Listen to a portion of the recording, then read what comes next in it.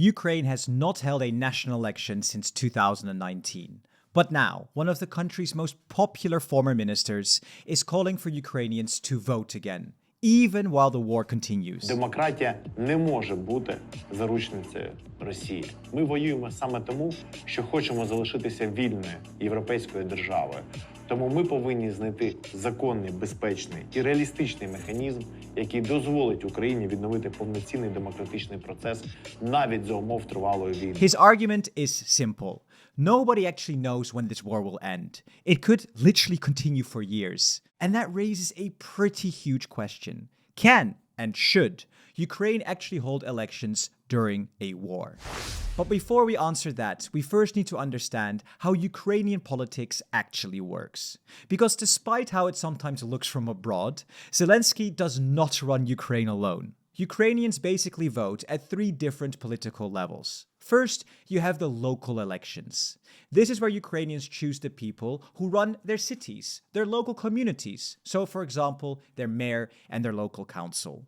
These politicians are responsible for the things closest in everyday life. You know, local transport, schools, infrastructure, public services, and how money is spent in the local community. Then you move up to the national level. Here, Ukrainians vote for the Verkhovna Rada, Ukraine's single-chamber parliament. For the next election, Ukraine is supposed to use proportional representation, meaning that voters mainly choose a party and seats are distributed roughly according to each party's share of the vote. And the Ukrainian parliament really matters because it obviously passes laws, approves the state budget, and oversees the government. But it also has another hugely important role. It actually appoints the prime minister and approves the entire government.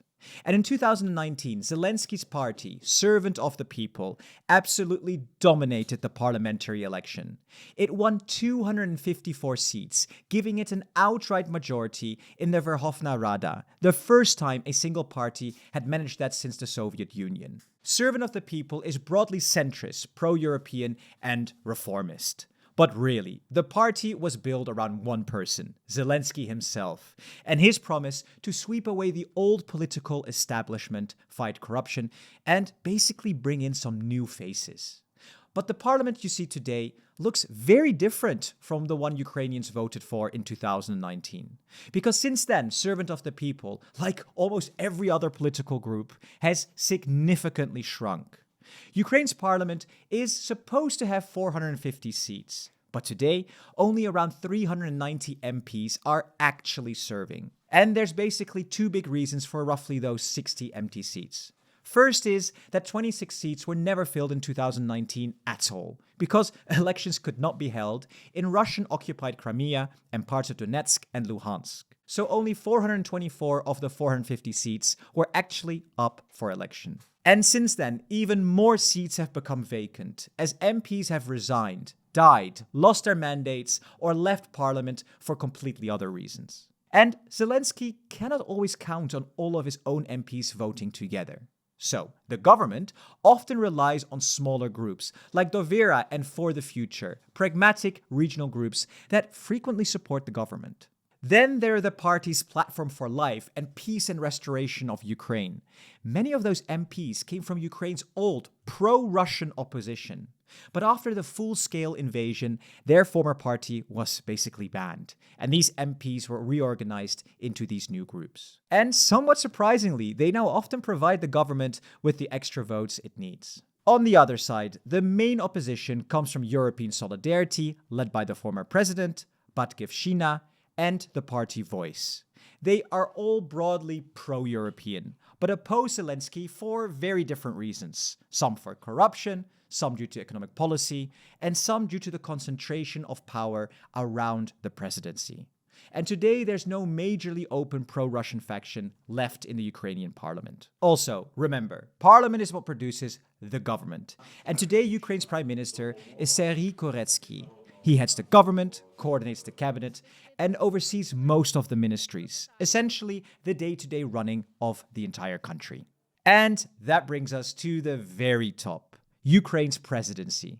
Now, this really is completely separate from the parliament, because Ukrainians directly vote for one person to become president, using a two-round system very similar to the one in France. And that is exactly what happened in 2019. No candidate won more than 50% in the first round, so Zelenskyy and Petro Poroshenko went to a runoff. Zelenskyy then won the second round by an absolute landslide and became Ukraine's head of state, mainly responsible for foreign policy, defense, and national security. So, to sum it all up, Ukraine is a semi-presidential republic where power is divided between the president, the prime minister, and the parliament. But there is one massive problem with all of this. Ukrainians are currently not voting for any of them. Since Russia's full-scale invasion in 2022, Ukraine has been under martial law. And under martial law, presidential, parliamentary, and local elections just cannot take place. But the longer the war continues, the harder that answer becomes. And now this debate is very much becoming very, very political. There's already been loads of pressure from abroad. I mean, Putin has obviously questioned Zelenskyy's legitimacy since the day he got elected. I mean, of course he has. And Donald Trump has also pushed Ukraine to hold elections. But inside Ukraine itself, the debate has now taken a much more serious turn. Because this very week, former Defence Minister Mykhailo Fedorov called on Ukraine to find a way to hold elections even while the war continues. He's not exactly saying we need to hold elections tomorrow. His argument is that nobody knows how long this war will last, so Ukraine should at least start working out how Ukrainians could safely vote again. But there really are such good reasons of why Ukraine has avoided elections so far. I mean, even Ukraine's own parliamentary working group, who's researched the matter, says elections cannot be held during martial law, while the Council of Europe has also warned against holding normal democratic elections under these conditions. Because really, just think about the practical problems that all of this would create. Soldiers at the front, millions of Ukrainians abroad, occupied territories, while there's missile attacks, cyber attacks, and obviously massive Russian disinformation trying to influence the vote. Elections would also bring something Ukraine has largely tried to avoid during the entire war, a huge political fight over who should actually run the country. Because whenever Ukrainians finally do vote again, they could be choosing a president, a dramatically reshaped parliament, and new local governments within a very, very short period. And this could radically change the country while trying to sustain a war effort. So, having said all this, where do I stand?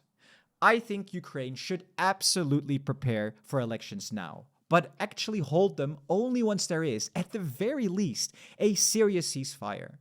And I actually really liked Zelenskyy's approach earlier this year during the Munich Security Conference, where he basically said, give Ukraine a ceasefire and then we can hold elections. He even made the comment that Russia could also hold elections then. And that makes sense to me. Elections can also become part of the negotiations. If Russia wants to question Ukraine's democratic legitimacy, which obviously is ridiculous, then agree to the security conditions to make that real election possible. For me, it's just too risky to hold an election while there's still a war ongoing.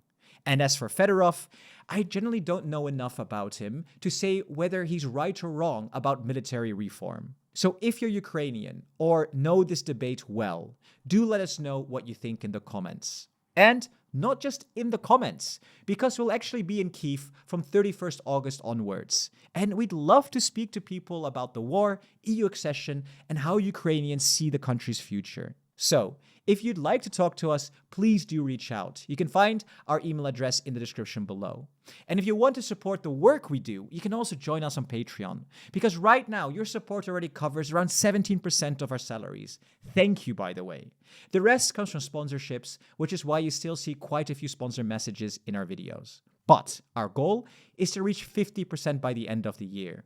And that would give us more freedom to focus on what we love most, creating independent quality content about our awesome continent, Europe. Every euro helps, so thank you, and see you in the next video.